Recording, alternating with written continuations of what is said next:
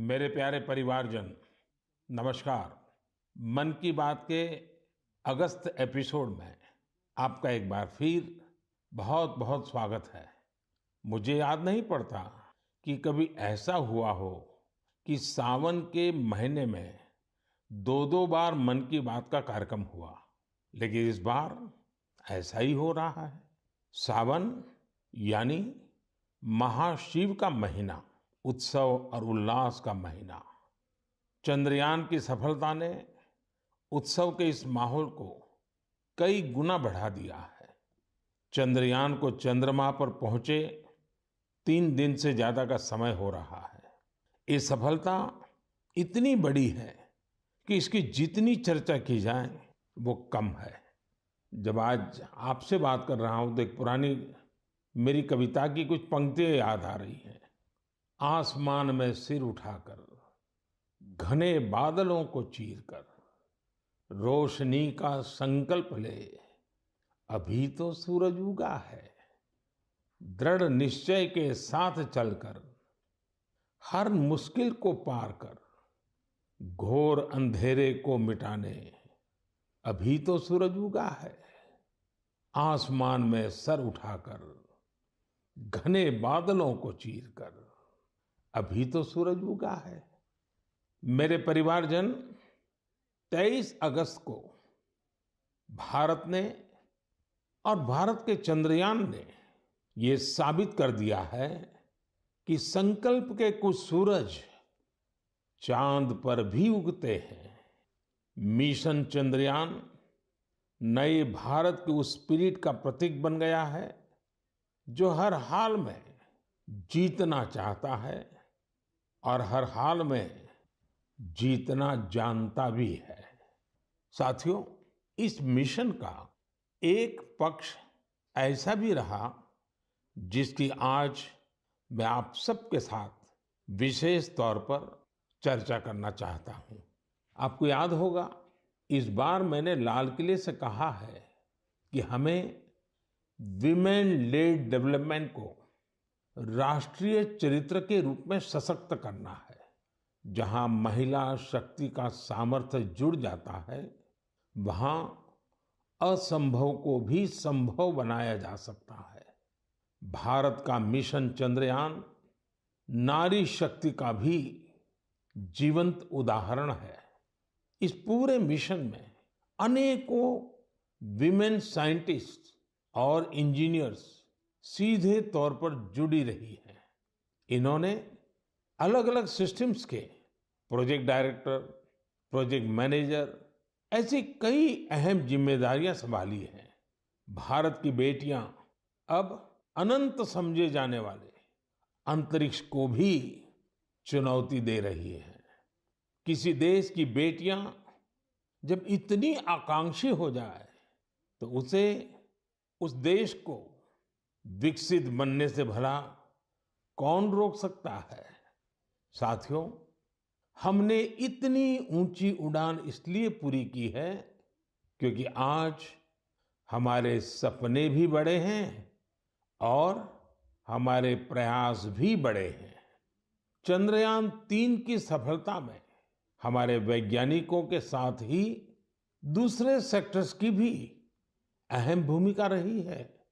तमाम पार्ट्स और तकनीकी जरूरतों को पूरा करने में कितने ही देशवासियों ने योगदान दिया है। जब सबका प्रयास लगा तो सफलता भी मिली। यही चंद्रयान 3 की सबसे बड़ी सफलता है। मैं कामना करता हूं कि आगे भी हमारा स्पेस सेक्टर सबका प्रयास से ऐसी ही अनगिनत सफलताएं हासिल करेगा। मेरे परिवारजनों, सितंबर का महीना भारत के सामर्थ्य का साक्षी बनने जा रहा है।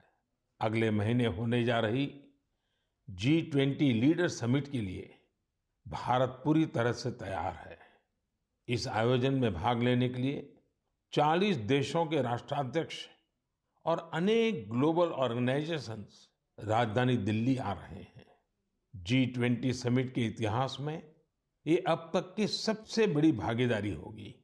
अपनी प्रेसिडेंसी के दौरान भारत ने G20 को और ज्यादा इंक्लूसिव फोरम बनाया है।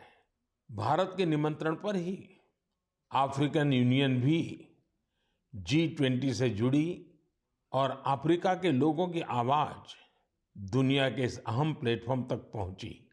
साथियों, पिछले साल बाली में भारत को G20 की अध्यक्षता मिलने के बाद से अब तक इतना कुछ हुआ है जो हमें गर्व से भर देता है। दिल्ली में बड़े-बड़े कार्यक्रमों की परंपरा से हटकर हम इसे देश के अलग-अलग शहरों में ले गए। देश के 60 शहरों में इससे जुड़ी करीब-करीब 200 बैठकों का आयोजन किया गया। G20 डेलीगेट्स जहां भी गए, वहां लोगों ने गर्मजोशी से उनका स्वागत किया। ये डेलीगेट्स हमारे देश की डाइवर्सिटी देखकर, हमारी वाइब्रेंट डेमोक्रेसी देखकर बहुत ही प्रभावित हुए। उन्हें ये भी एहसास हुआ कि भारत में कितनी सारी संभावनाएं हैं। साथियों, G20 की हमारी प्रेसिडेंसी पीपल्स प्रेसिडेंसी है, जिसमें जन भागीदारी की भावना सबसे आगे है। G20 के जो 11 एंगेजमेंट ग्रुप्स थे, उनमें एकेडेमिया, सिविल सोसाइटी, युवा, महिलाएं, हमारे सांसद, एंटरप्रेन्योर्स और अर्बन एडमिनिस्ट्रेशन से जुड़े लोगों ने अहम भूमिका निभाई।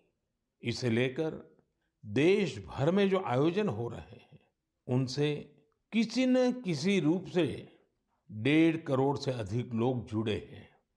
जन भागीदारी की हमारी इस कोशिश में एक ही नहीं बल्कि दो विश्व रिकॉर्ड भी बन गए हैं। वाराणसी में हुई G20 क्विज में 800 स्कूलों के 1.25 लाख स्टूडेंट्स की भागीदारी एक नया विश्व रिकॉर्ड बन गया। वहीं लंबानी कारीगरों ने भी कमाल कर दिया। 450 कारीगरों ने करीब 1800 यूनिक पैचेज का आश्चर्यजनक कलेक्शन बनाकर अपने हुनर और क्राफ्ट्समैनशिप का परिचय दिया है। G20 में आए हर प्रतिनिधि हमारे देश की आर्टिस्टिक डाइवर्सिटी को देखकर भी बहुत हैरान हुए। ऐसा ही एक शानदार कार्यक्रम सूरत में आयोजित किया गया। वहां हुए साड़ी वॉकाथॉन में 15 राज्यों की 15,000 महिलाओं ने हिस्सा लिया। इस कार्यक्रम से सूरत की टेक्सटाइल इंडस्ट्री को तो बढ़ावा मिला ही, वोकल फॉर लोकल को भी बल मिला और लोकल के लिए ग्लोबल होने का रास्ता भी बना। श्रीनगर में G20 की बैठक के बाद कश्मीर के पर्यटकों की संख्या में भारी बढ़ोतरी देखी जा रही है। मैं सभी देशवासियों को कहूंगा कि आइए मिलकर G20 के सम्मेलन को सफल बनाएं, देश का मान बढ़ाएं। मेरे परिवारजनों, मन की बात के एपिसोड में हम अपनी युवा पीढ़ी के सामर्थ्य की चर्चा अक्सर करते रहते हैं। आज खेलकूद एक ऐसा क्षेत्र है जहां हमारे युवा निरंतर नई सफलताएं हासिल कर रहे हैं। मैं आज मन की बात में एक ऐसे टूर्नामेंट की बात करूंगा जहां हाल ही में हमारे खिलाड़ियों ने देश का परचम लहराया है। कुछ ही दिनों पहले चीन में वर्ल्ड यूनिवर्सिटी गेम्स हुए थे। इन खेलों में इस बार भारत की बेस्ट एवर परफॉर्मेंस रही है। हमारे खिलाड़ियों ने कुल 26 पदक जीते, जिनमें से 11 गोल्ड मेडल थे। आपको ये जानकर अच्छा लगेगा कि 1959 से लेकर अब तक जितने वर्ल्ड यूनिवर्सिटी गेम्स हुए हैं, उनमें जीते सभी मेडल्स को जोड़ दें तो भी ये संख्या 18 तक ही पहुंचती है। इतने दशकों में सिर्फ 18, जबकि इस बार हमारे खिलाड़ियों ने 26 मेडल जीत लिए। इसलिए वर्ल्ड यूनिवर्सिटी गेम्स में मेडल जीतने वाले कुछ युवा खिलाड़ी, विद्यार्थी इस समय फोन लाइन पर मेरे साथ जुड़े हुए हैं। मैं सबसे पहले इनके बारे में आपको बता दूं। यूपी की रहने वाली प्रगति ने आर्चरी में मेडल जीता है असम के रहने वाले अम्लान ने एथलेटिक्स में मेडल जीता है। यूपी की रहने वाली प्रियंका ने रेस वॉक में मेडल जीता है। महाराष्ट्र के रहने वाली अभिदन्या ने शूटिंग में मेडल जीता है। मेरे प्यारे युवा खिलाड़ियों, नमस्कार। नमस्ते सर। मुझे आपसे बात करके बहुत अच्छा लग रहा है। मैं सबसे पहले भारत की यूनिवर्सिटीज में से सिलेक्ट की गई टीम, आप लोगों ने जो भारत का नाम रोशन किया है, इसलिए मैं आप सबको बधाई देता हूं। आपने वर्ल्ड यूनिवर्सिटी गेम्स में अपने प्रदर्शन से हर देशवासी का सिर गर्व से ऊंचा कर दिया है। तो सबसे पहले तो मैं आपको बहुत बहुत बधाई देता हूं। प्रगति, मैं इस बातचीत की शुरुआत आपसे कर रहा हूं। आप सबसे पहले मुझे बताइए कि 2 मेडल जीतने के बाद आप जब यहाँ से गई, तब ये सोचा था क्या, और इतना बड़ा विजय प्राप्त किया तो महसूस क्या हो रहा है? तो बहुत प्राउड फील कर रही थी मैं। मुझे इतना अच्छा लग रहा था कि मैं अपने देश का झंडा इतना ऊंचा लहरा के आई हूँ कि एक बार तो ठीक है गोल्ड फाइट में पहुंचे थे, उसको लूज किया था तो रिग्रेट हो रहा था, पर दूसरी बार यही था दिमाग में कि अब कुछ हो जाए, ये इसको नीचे नहीं जाने देना है, इसको हर हाल में सबसे ऊंचा लहरा के ही आना है। जब हम फाइट को लास्ट में जीते थे तो वहीं पोडियम पे हम लोग ने बहुत अच्छे से सेलिब्रेट किया था। वो मोमेंट बहुत अच्छा था। इतना प्राउड फील हो रहा था कि मतलब हिसाब नहीं था उसका। प्रगति, आपको तो फिजिकली बहुत बड़े प्रॉब्लम आए थे, उसमें से आप उभर करके आई। ये अपने आप में देश के नौजवानों के लिए बड़ा इंस्पायरिंग है। क्या हुआ था आपको? सर 5 मई 2020 में मुझे सर ब्रेन हैमरेज हुआ था। मैं वेंटिलेटर पे थी। कुछ कंफर्मेशन नहीं थी कि मैं बचूंगी कि नहीं, और बची तो कैसे बचूंगी, बट इतना था कि हाँ, मुझे अंदर से हिम्मत थी कि मैंने जाना है, वापस ग्राउंड पर खड़े होना है, एरो चलाने हैं। मेरे को मेरी जिंदगी बचाई है जो सबसे बड़ा हाथ भगवान का, उसके बाद डॉक्टर का, फिर आर्चरी का। हमारे साथ अम्लान भी हैं। अम्लान, जरा बताइए, आपकी एथलेटिक के प्रति इतनी ज्यादा रुचि कैसे डेवलप की? जी नमस्कार सर। नमस्कार, नमस्कार। सर एथलेटिक्स के प्रति तो पहले उतनी रुचि नहीं थी, पहले हम फुटबॉल में थे ज़्यादा। बट जैसे जैसे मेरे भाई का एक दोस्त है तो उन्होंने मेरे को बोला कि अम्लान तुम्हें एथलेटिक्स में कंपटीशन में जाना चाहिए। तो मैंने सोचा चलो ठीक है। तो पहला जब मैंने स्टेट मीट खेला तो मैं हार गया उसमें। तो हार मुझे अच्छी नहीं लगी, तो ऐसे करते करते मैं एथलेटिक्स में आ गया। फिर ऐसे ही धीरे धीरे अभी मज़ा आने लग रहा है, तो ऐसे ही मेरा रुचि बढ़ गया। अम्लान, जरा बताइए, ज्यादातर प्रैक्टिस कहाँ की? ज़्यादातर मैंने हैदराबाद में प्रैक्टिस की है, साई रेड्डी सर के अंडर। फिर उसके बाद में भुवनेश्वर में शिफ्ट हो गया, तो उधर से मेरा प्रोफेशनली स्टार्ट हुआ सर। अच्छा, हमारे साथ प्रियंका भी है। प्रियंका, आप 20 किलोमीटर रेस वॉक टीम का हिस्सा थी।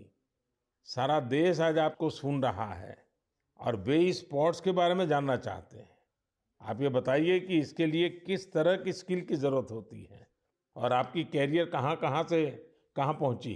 मेरे जैसे इवेंट में मतलब काफी टफ है, क्योंकि हमारे 5 जज खड़े होते हैं। अगर हम भाग भी लिए तो भी वो हमें निकाल देंगे, या फिर थोड़ा रोड से अगर हम उठ जाते हैं, जंप आ जाती है तो भी वो हमें निकाल देते हैं, या फिर हमने नी बैंड किया तो भी हमें निकाल देते हैं। और मेरे को तो वार्निंग भी 2 आ गई थी। उसके बाद मैंने अपनी स्पीड पे इतना कंट्रोल किया कि कहीं ना कहीं मुझे टीम मेडल तो एटलीस्ट यहाँ से जीतना ही है, क्योंकि हम देश के लिए यहाँ पे आए हैं और हमें खाली हाथ यहाँ से नहीं जाना है। और पिताजी, भाई वगैरह सब ठीक है? हाँ जी सर, सब बढ़िया। मैं तो सबको बताती हूँ कि आप मतलब इतना मोटिवेट करते हैं हम लोग को। सच में सर बहुत अच्छा लग रहा है, क्योंकि वर्ल्ड यूनिवर्सिटी जैसे खेल्स को इंडिया में इतना पूछा भी नहीं जाता, लेकिन अब इतना सपोर्ट मिल रहा है ना इस गेम में भी। मतलब हम ट्वीट भी देख रहे हैं कि हर कोई ट्वीट कर रहा है कि हमने इतने मेडल जीते हैं, तो काफी अच्छा लग रहा है कि ओलंपिक्स की तरह इसको भी इतना बढ़ावा मिल रहा है। चलिए प्रियंका, मेरी तरफ से बधाई है, आपने बड़ा नाम रोशन किया है। आइए हम अभिदन्य से बात करते हैं। नमस्ते सर। बताइए अपने विषय में।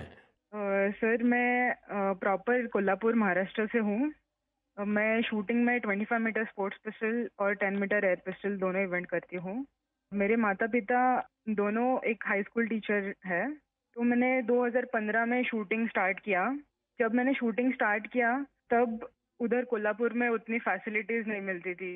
बस से ट्रैवल करके पेट वडगांव से कोल्हापुर जाने के लिए 1.5 घंटा लगता है, तो वापस आने के लिए 1.5 घंटा और 4 घंटे की ट्रेनिंग।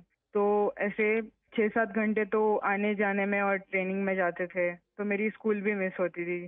तो फिर मम्मी पापा ने बोला कि बेटा एक काम करो, हम आपको सैटरडे संडे को लेके जाएंगे शूटिंग रेंज के लिए और बाकी टाइम आप दूसरे गेम्स करो। तो मैं बहुत सारे गेम्स करती थी बचपन में, क्योंकि मेरे मम्मी पापा को दोनों को खेल में काफी रुचि थी, लेकिन वो कुछ कर नहीं पाए, फाइनेंशियल सपोर्ट उतना नहीं था और उतनी जानकारी भी नहीं थी। इसलिए मेरी माताजी का बड़ा सपना था कि देश को रिप्रेजेंट करना चाहिए और फिर देश के लिए मेडल भी जीतना चाहिए।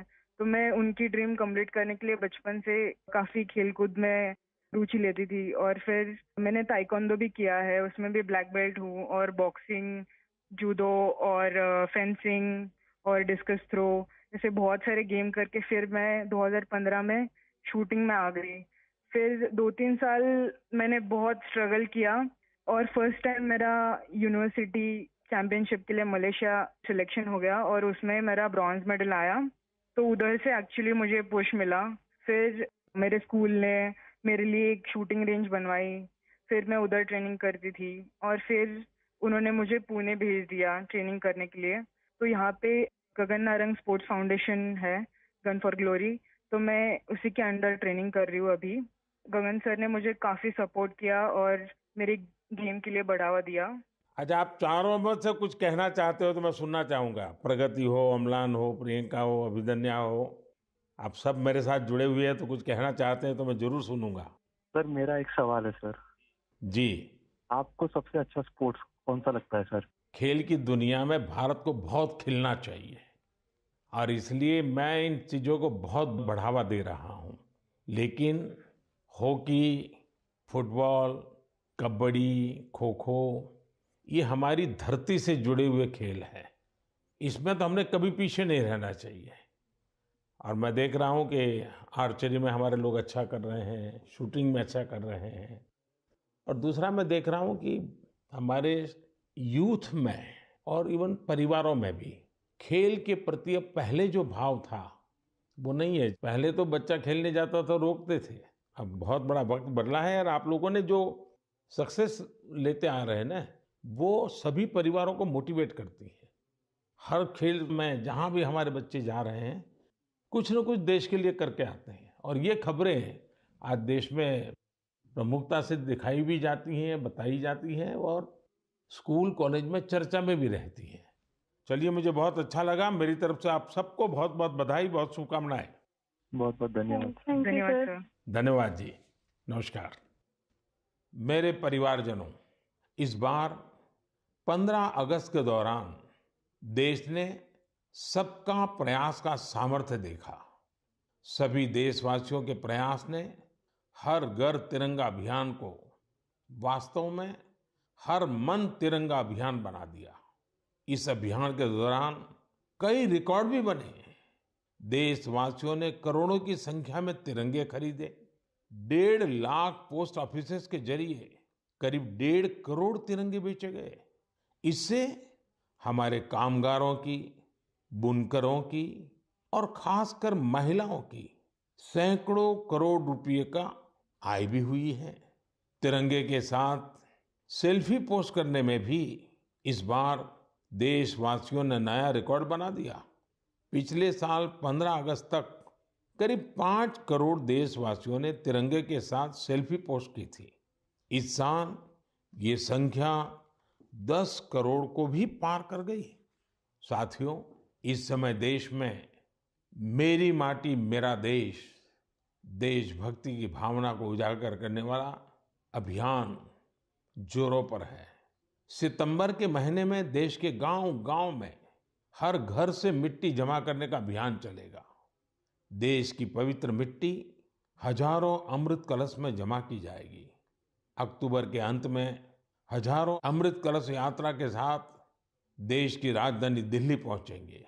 इस मिट्टी से ही दिल्ली में अमृत वाटिका का निर्माण होगा। मुझे विश्वास है हर देशवासी का प्रयास इस अभियान को भी सफल बनाएगा। मेरे परिवारजनों, इस बार मुझे कई पत्र संस्कृत भाषा में मिले हैं। इसकी वजह ये है कि सावन मास की पूर्णिमा इस तिथि को विश्व संस्कृत दिवस मनाया जाता है। सर्वेभ्यः विश्व संस्कृत दिवसस्य हार्दिक शुभकामनाः। आप सभी को विश्व संस्कृत दिवस की बहुत बहुत बधाई। हम सब जानते हैं कि संस्कृत दुनिया की सबसे प्राचीन भाषाओं में से एक है। इसे कई आधुनिक भाषाओं की जननी भी कहा जाता है। संस्कृत अपनी प्राचीनता के साथ साथ अपनी वैज्ञानिकता और व्याकरण के लिए भी जानी जाती है। भारत का कितना ही प्राचीन ज्ञान हजारों वर्षों तक संस्कृत भाषा में ही संरक्षित किया गया है। योग, आयुर्वेद और फिलॉसफी जैसे विषयों पर रिसर्च करने वाले लोग अब ज्यादा से ज्यादा संस्कृत सीख रहे हैं। कई संस्थान भी इस दिशा में बहुत अच्छा काम कर रहे हैं, जैसे कि Sanskrit promotion foundation, Sanskrit for योग, संस्कृत फॉर आयुर्वेद और संस्कृत फॉर बुद्धिज्म जैसे कई कोर्सेज करवाता है। संस्कृत भारती लोगों को संस्कृत सिखाने का अभियान चलाती है। इसमें आप 10 दिन के संस्कृत संभाषण शिविर में भाग ले सकते हैं। मुझे खुशी है कि आज लोगों में संस्कृत को लेकर जागरूकता और गर्व का भाव बढ़ा है। इसके पीछे बीते वर्षों में देश का विशेष योगदान भी है। जैसे 3 संस्कृत डीम्ड यूनिवर्सिटीज को 2020 में सेंट्रल यूनिवर्सिटीज बनाया गया। अलग अलग शहरों में संस्कृत विश्वविद्यालयों के कई कॉलेज और संस्थान भी चल रहे हैं। आईआईटीज और आईआईएम्स जैसे संस्थानों में संस्कृत केंद्र काफी पॉपुलर हो रहे हैं। साथियों, अक्सर आपने एक बात जरूर अनुभव की होगी, जड़ों से जुड़ने की, हमारी संस्कृति से जुड़ने की, हमारी परंपरा का बहुत बड़ा सशक्त माध्यम होती है हमारी मातृभाषा।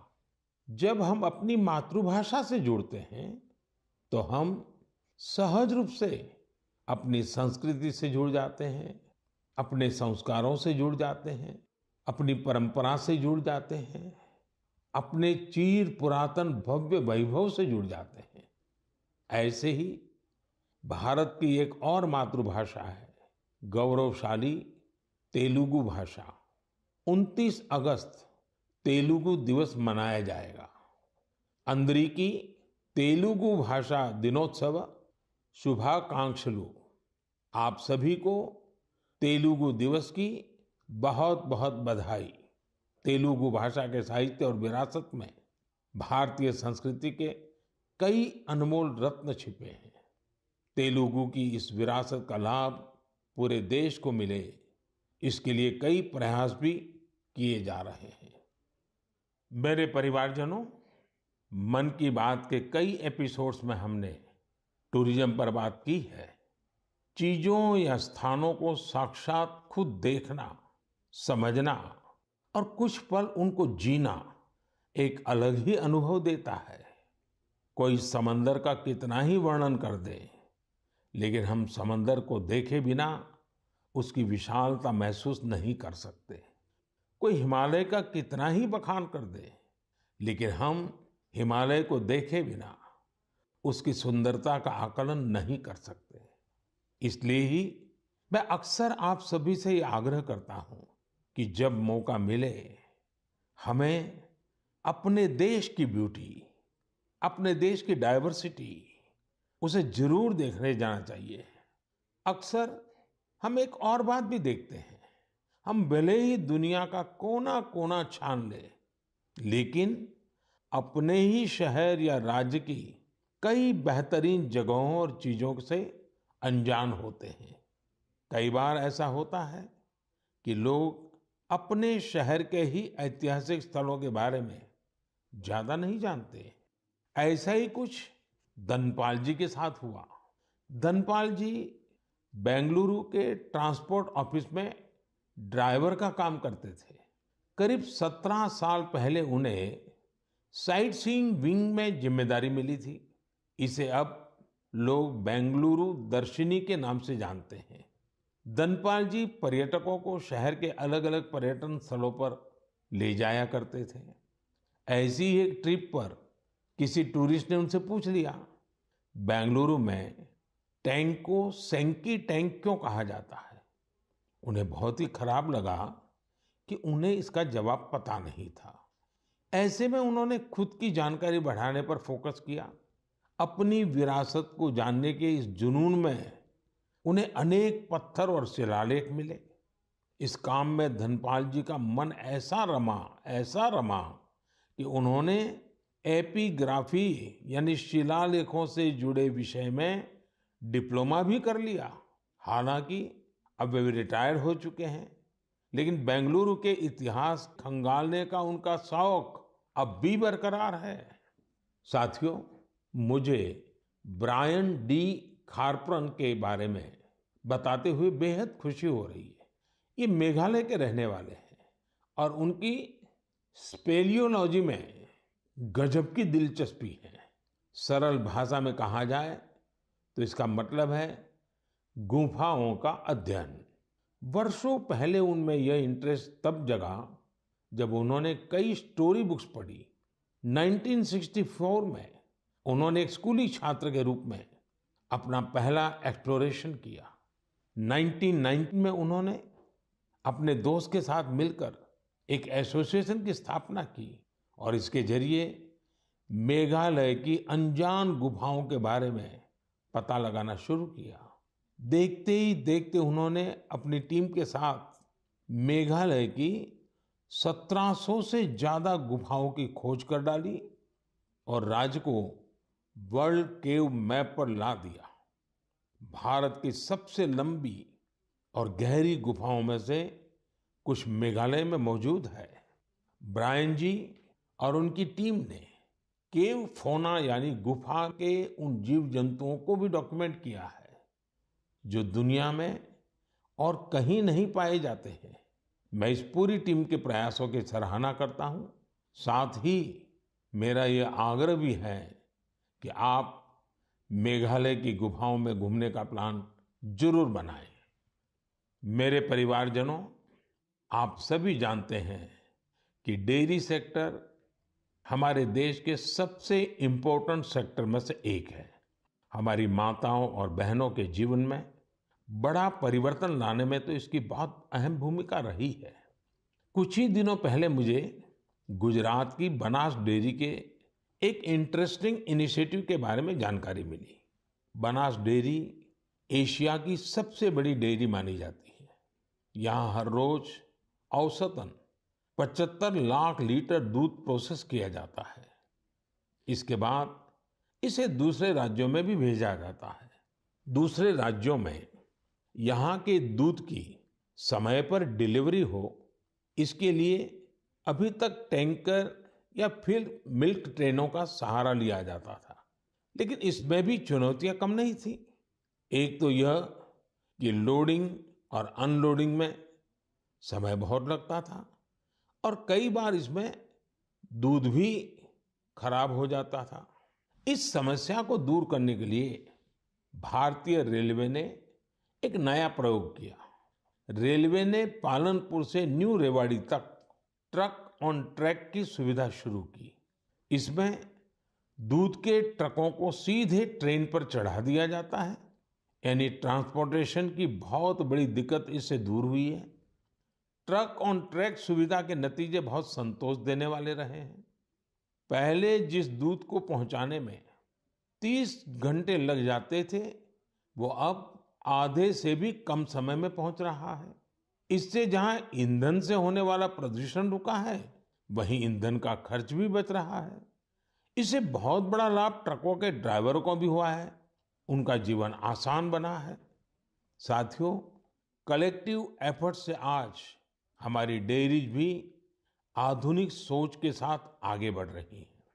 बनास डेयरी ने पर्यावरण संरक्षण की दिशा में भी किस तरह से कदम आगे बढ़ाया है, इसका पता सीडबॉल वृक्षारोपण अभियान से चलता है। वाराणसी मिल्क यूनियन हमारे डेयरी फार्मर्स की आय बढ़ाने के लिए मैन्योर मैनेजमेंट पर काम कर रही है। केरला की मलाबार मिल्क यूनियन डेयरी का प्रयास भी बेहद अनूठा है। ये पशुओं की बीमारियों के इलाज के लिए आयुर्वेदिक मेडिसिन विकसित करने में जुटी है। साथियों, आज ऐसे बहुत से लोग हैं जो डेयरी को अपनाकर इसे डाइवर्सिफाई कर रहे हैं। राजस्थान के कोटा में डेयरी फार्म चला रहे अमनप्रीत सिंह के बारे में भी आपको जरूर जानना चाहिए। उन्होंने डेयरी के साथ बायोगैस पर भी फोकस किया और 2 बायोगैस प्लांट लगाए। इससे बिजली पर होने वाला उनका खर्च करीब 70% कम हुआ है। इनका ये प्रयास देश भर के डेयरी फार्मर्स को प्रेरित करने वाला है। आज कई बड़ी डेयरीज बायोगैस पर फोकस कर रही हैं। इस प्रकार के कम्युनिटी ड्रिवन वैल्यू एडिशन बहुत उत्साहित करने वाले हैं। मुझे विश्वास है कि देश भर में इस तरह के ट्रेंड्स निरंतर जारी रहेंगे। मेरे परिवारजनों, मन की बात में आज बस इतना ही। अब त्योहारों का मौसम भी आ ही गया है। आप सभी को रक्षाबंधन की भी अग्रिम शुभकामनाएं। पर्व उल्लास के समय हमें वोकल फॉर लोकल के मंत्र को भी याद रखना है। आत्मनिर्भर भारत ये अभियान हर देशवासी का अपना अभियान है। और जब त्योहार का माहौल है तो हम अपने आस्था के स्थलों और उसके आसपास के क्षेत्र को स्वच्छ तो रखना ही है, लेकिन हमेशा के लिए। अगली बार आपसे फिर मन की बात होगी, कुछ नए विषयों के साथ मिलेंगे। हम देशवासियों के कुछ नए प्रयासों की, उनकी सफलता की जी भर करके चर्चा करेंगे। तब तक के लिए मुझे विदा दीजिए। बहुत बहुत धन्यवाद। नमस्कार।